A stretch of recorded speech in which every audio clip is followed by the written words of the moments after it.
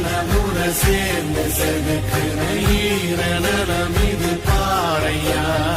வாழும் வரையிலும் நீயும் வெதுக்கிற கடமை இருக்கு கேளையா கோடி விளக்காயேந்தி கிடந்த வீடு இருண்டது ஏனையா மாட விளக்கா நீயும் மரத்தா வீடு ஏங்கி இருக்குதையா எத்தனை சாமி வந்ததையா இது எந்தெந்த சாமி தந்ததையா நூறு தலைமுறை சேர்ந்து செதுக்குன ஈர நலம் இது பாறையா